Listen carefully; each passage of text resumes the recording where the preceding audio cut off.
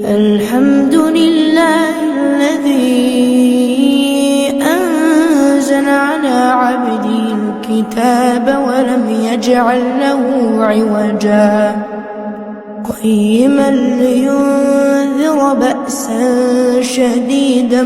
من لدنه ويبشر المؤمنين الذين يعملون الصالحات أن لهم أجرا حسنا ماكثين فيه أبدا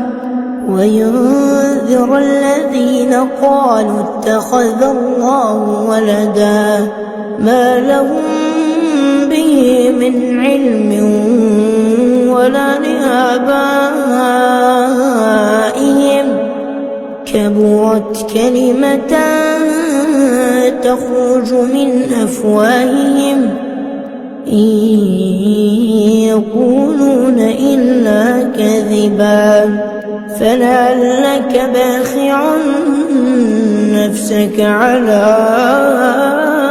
آثارهم إن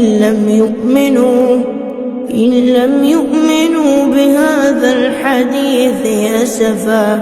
إنا جعلنا ما على الأرض زينة لها لنبلوهم أيهم أحسن عملا وإنا لجاعلون ما عليها صعيدا جرزا أم حسبت أن أصحاب الكهف والرقيم كانوا من آياتنا عجبا إذ أوى الفتية إلى الكهف فقالوا ربنا آتنا من لدنك رحمة وهيئ لنا من أمرنا رشدا فضربنا على آذانهم في الكهف سنين عددا ثم بعثناهم لنعلم أي الحزبين أحصى لما لبثوا أمدا نحن نقص عليك نبأهم بالحق إنهم فتية آمنوا بربهم وزدناهم هدى وربطنا على قلوبهم إذ قاموا فقالوا ربنا رب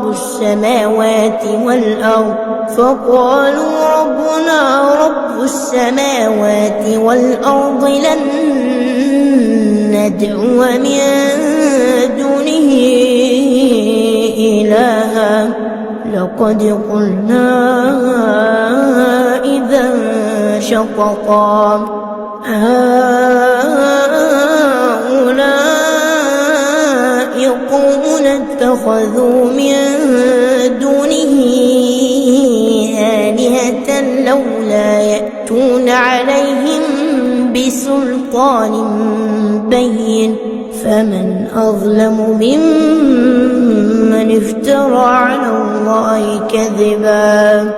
وإذ اعتزلتموهم وما يعبدون إلا الله فأووا إلى الكهف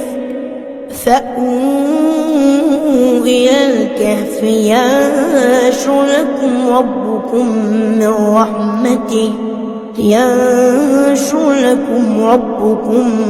من رحمته ويهيئ لكم من أمركم مرفقا وترى الشمس إذا طلعت تزاور عن كهفهم ذات اليمين وإذا غربت تقرضهم ذات الشمال وهم في فجوة منه ذلك من آيات الله من يهد الله فهو المهتد ومن يضلل فلا تجد له وليا مرشدا وتحسبهم أيقاظا وهم رقود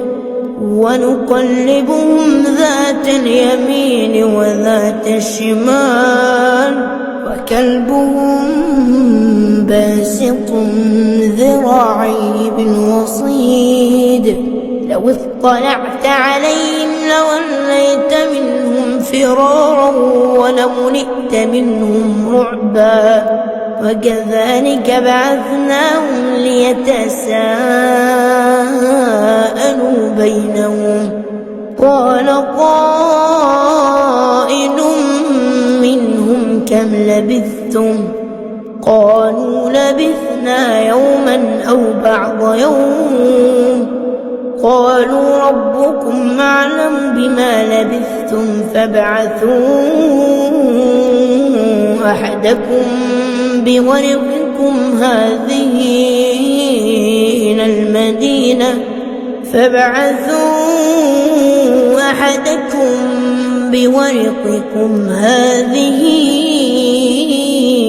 إلى المدينة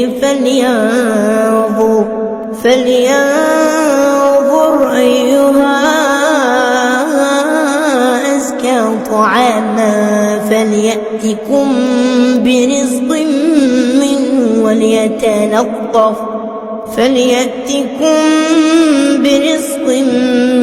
منه وليتلطف ولا يشعرن بكم أحدا إنهم إن يظهروا عليكم يرجموكم أو يعيدوكم في ملتهم ولن تفلحوا إذا أبدا وكذلك أعثرنا عليهم ليعلموا أن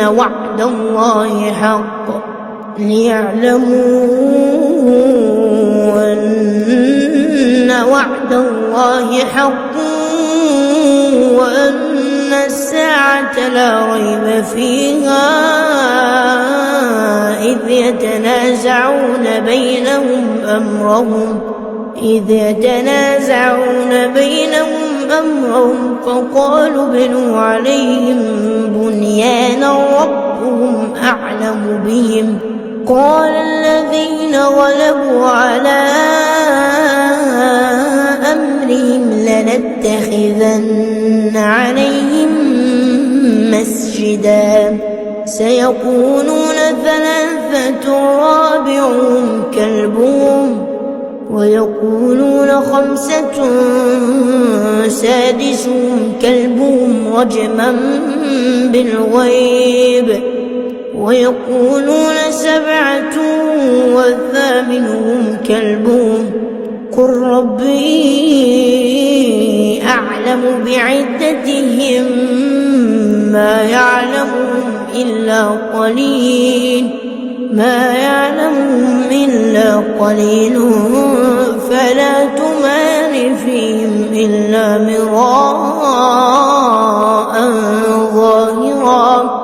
فلا تمار فيهم إلا مراء ظاهرا ولا تستفت فيهم منهم أحدا ولا تقولن لشيء إني فاعل ذلك غدا إلا أن يشاء الله واذكر ربك إذا نسيت وقل عسى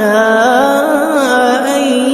يهديني ربي لأقرب من هذا رشدا ولبثوا في كهفهم 300 سنين وازدادوا 9 قل الله أعلم بما لبثوا له غيب السماوات والأرض أبصر به وأسمع ما لهم من دونه من ولي ولا يشرك في حكمه أحدا واتل ما أوحي إليك من كتاب ربك لا مبدل لكلماته ولن تجد من دونه ملتحدا واصبر نفسك مع الذين يدعون ربهم بالغداة والعشي يريدون وجهه ولا تعد عيناك عنهم تريد زينة الحياة الدنيا ولا تطع من أغفلنا قلبه عن ذكرنا واتبع هواه وكان أمره فرطا وقل الحق من ربكم فمن شاء فليؤمن ومن شاء فليكفر إنا أعتدنا للظالمين نارا أحاط بهم سرادقها وإن يستغيثوا يغاثوا بماء كالمهل يشوي الوجوه بئس الشراب وساءت مرتفقا إن الذين آمنوا وعملوا الصالحات إنا لا نضيع أجر من أحسن عملا أولئك لهم جنات عدن تجري من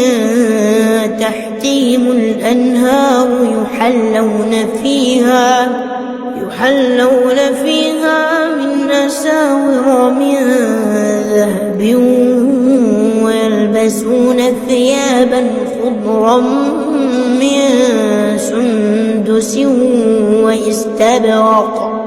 ويلبسون ثيابا خضرا من سندس واستبرق متكئين فيها على الأرائك نعم الثواب وحسنت مرتفقا واضرب لهم مثلا رجلين جعلنا لأحدهما جنتين من أعناب وحففناهما بنخل وجعلنا بينهما زرعا كلتا الجنتين آتت أكلها ولم تظلم منه شيئا وفجرنا خلالهما نهرا وكان له ثمر فقال لصاحبه وهو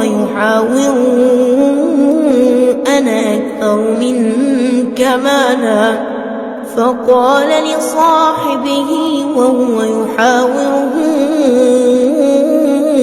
أنا أكثر منك مالا وأعز نفرا ودخل جنته وهو ظالم لنفسه قال ما أظن أن تبيد هذه أبدا وما أظن الساعة قائمة ولئن رددت إلى ربي لأجدن خيرا منها منقلبا قال له صاحبه وهو يحاوره أكفرت بالذي خلقك من تراب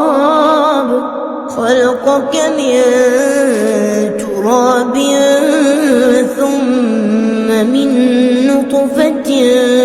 ثم سواك رجلا لكن الله ربي ولا أشرك بربي أحدا ولولا إذ دخلت جنتك قلت ما شاء الله لا قوة إلا بالله إن ترني وكان أقل منك مالا وولدا فعسى ربي أن يؤتيني خيرا من جنتك ويرسل عليها حسبانا من السماء فتصبح صعيدا زلقا أو يصبح ماؤها غورا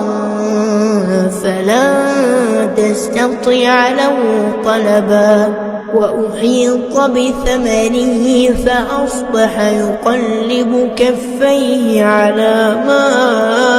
أنفق فيها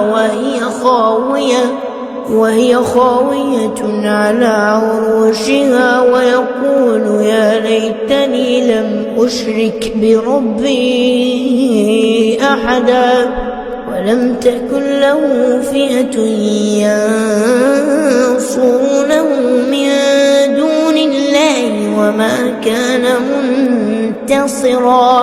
هنالك الولاية لله الحق هو خير ثوابا وخير عقبا واضرب لهم مثل الحياة الدنيا كماء أنزلناه من السماء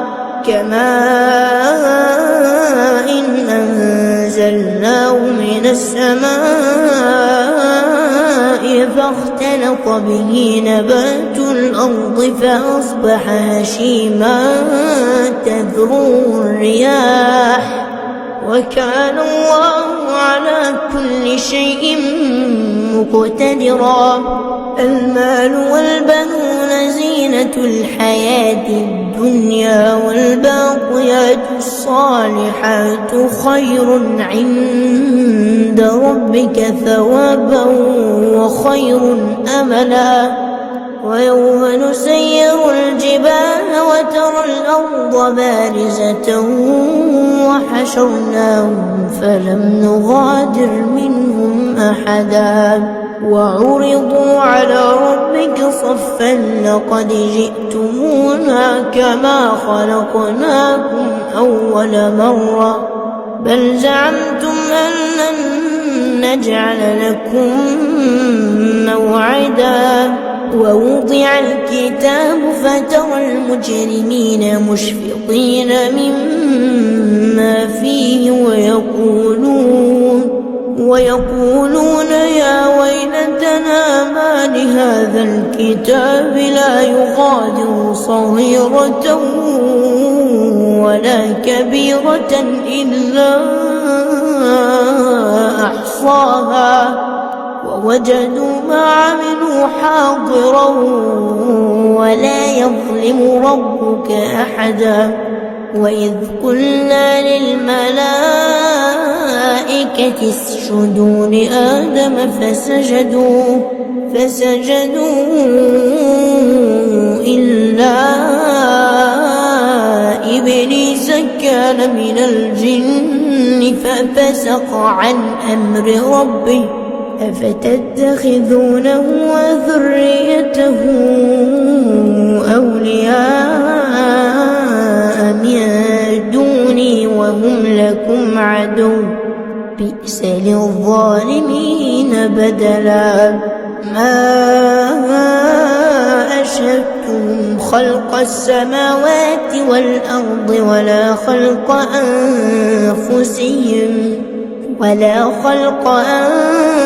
أنفسهم وما كنت متخذ المضلين عضدا ويوم يقول نادوا شركائي الذين زعمتم فدعوهم فلم يستجيبوا لهم وجعلنا بينهم موبقا ورأى المجرمون النار فظنوا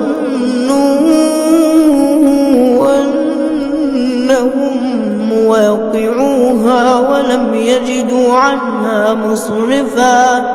ولقد صرفنا في هذا القرآن كل مثل وكان الإنسان أكثر شيء جدلا وما منع الناس أن يؤمنوا إذ جاءهم الهدى ويستغفروا ربهم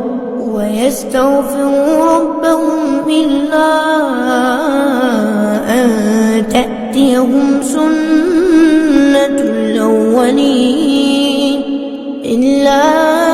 أن تأتيهم سنة الأولين أو يأتيهم العذاب قبلا وما نرسل المرسلين إلا مبشرين ومنذرين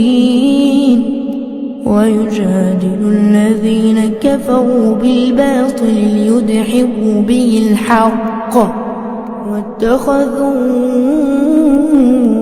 آياتي وما أنذروا هزوا ومن أظلم ممن ذكر بآيات ربه فأعرض عنها ونسي ما قدمت يداه إنا جعلنا على قلوبهم أكنة أن يفقهوه وفي آذانهم وقرا وإن تدعوهم إلى الهدى فلن يهتدوا إذا أبدا وربك الغفور ذو الرحمة لو يؤاخذهم بما كسبوا لعجل لهم العذاب بل لهم موعد لن يجدوا من دونه موئلا وتلك القرى أهلكناهم لما ظلموا وجعلنا لمهلكهم موعدا وإذ قال موسى لفتاه لا أبرح حتى أبلغ مجمع البحرين أو أمضي حقبا فلما بلغا مجمع بينهما نسيا حوتهما فاتخذ سبيله في البحر سربا فلما جاوزا قال لفتاه آتنا غداءنا لقد لقينا من سفرنا هذا نصبا قال أرأيت إذ أوينا إلى الصخرة فإني نسيت الحوت وما أنسانيه إلا الشيطان أن أذكره واتخذ سبيله في البحر عجبا قال ذلك ما كنا نبغ فارتدا على آثارهما قصصا فوجدا عبدا من عبادنا آتيناه رحمة من عندنا وعلمناه من لدنا علما قال له موسى هل أتبعك على أن تعلمني مما علمت رشدا قال إنك لن تستطيع معي صبرا وكيف تصبر على ما لم تحط به خبرا قال ستجدني إن شاء الله صابرا ولا أعصي لك أمرا قال فإن اتبعتني فلا تسألني عن شيء حتى أحدث لك منه ذكرا فانطلقا حتى إذا ركبا في السفينة خرقها قال أخرقتها لتغرق أهلها لقد جئت شيئا إمرا قال ألم أقل إنك لن تستطيع معي صبرا قال لا تؤاخذني بما نسيت ولا ترهقني من أمري عسرا فانطلقا حتى إذا لقيا غلاما فقتله قال أقتلت نفسا زكية بغير نفس لقد جئت شيئا نكرا قال ألم أقل لك إنك لن تستطيع معي صبرا قال إن سألتك عن شيء بعدها فلا تصاحبني قد بلغت من لدني عذرا فانطلقا حتى إذا أتيا أهل قرية استطعما أهلها فأبوا أن يضيفوهما فوجدا فيها جدارا يريد أن ينقض فأقامه قال لو شئت لاتخذت عليه أجرا قال هذا فراق بيني وبينك سأنبئك بتأويل ما لم تستطع عليه صبرا أما السفينة فكانت لمساكين يعملون في البحر فأردت أن أعيبها وكان وراءهم ملك يأخذ كل سفينة غصبا وأما الغلام فكان أبواه مؤمنين فخشينا أن يرهقهما طغيانا وكفرا فأردنا أن يبدلهما ربهما خيرا منه زكاة وأقرب رحما وأما الجدار فكان لغلامين يتيمين في المدينة وكان تحته كنز لهما وكان أبوهما صالحا فأراد ربك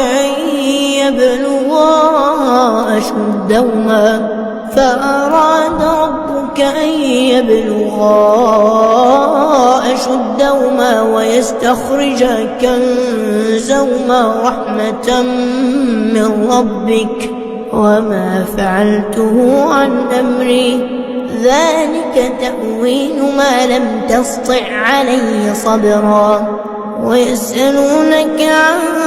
ذي القرنين قل سأتلو عليكم منه ذكرا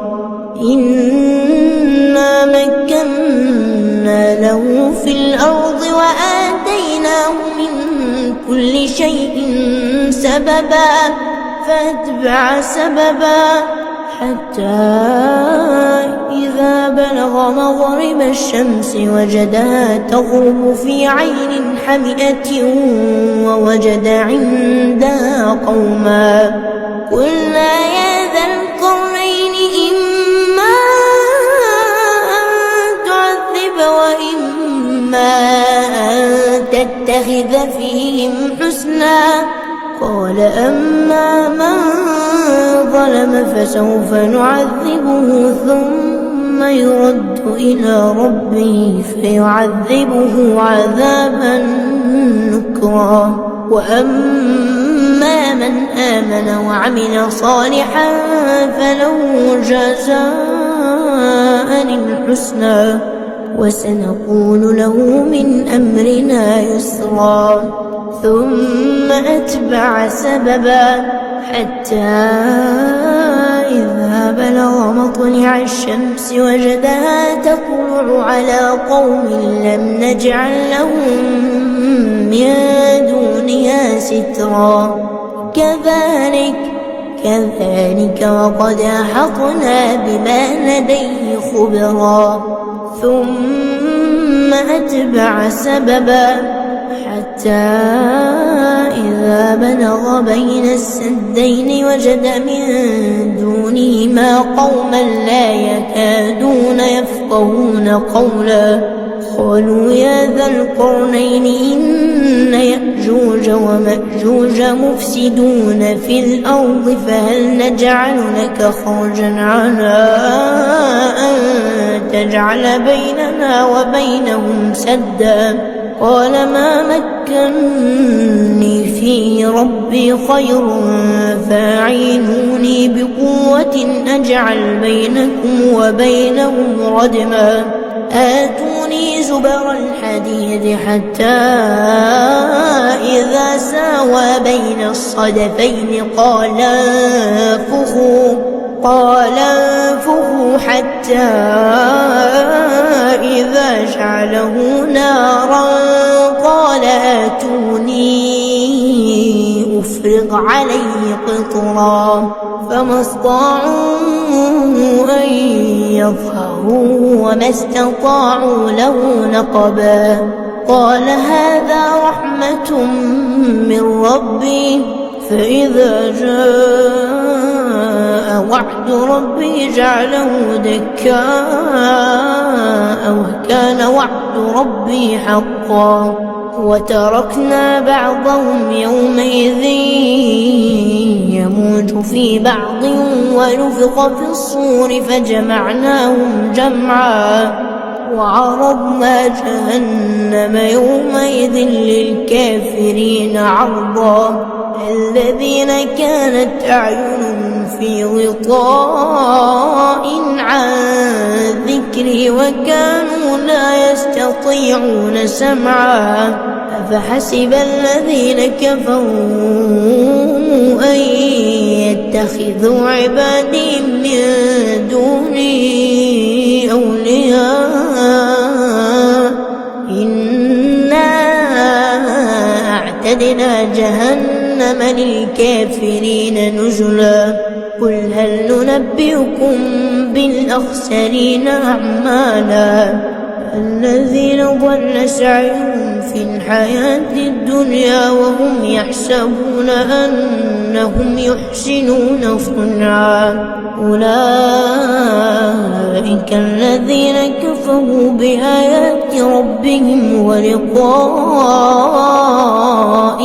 فحبطت أعمالهم فلا نقيم لهم يوم القيامة وزنا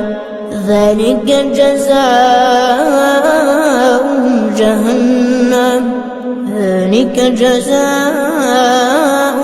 جهنم بما كفروا واتخذوا آياتي ورسلي هزوا إن الذين آمنوا وعملوا الصالحات كانت لهم جنات الفردوس نزلا خالدين فيها لا يبغون عنها حولا قل لو كان البحر مدادا لكلمات ربي لنفد البحر قبل أن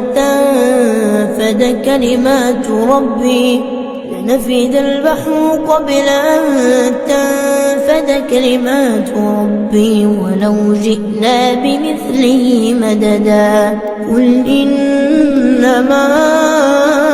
أنا بشر مثلكم يوحى إلي أنما إلهكم إله واحد فمن كان يرجو لقاء ربه فليعمل عملا صالحا ولا يشرك بعبادة ربه أحدا.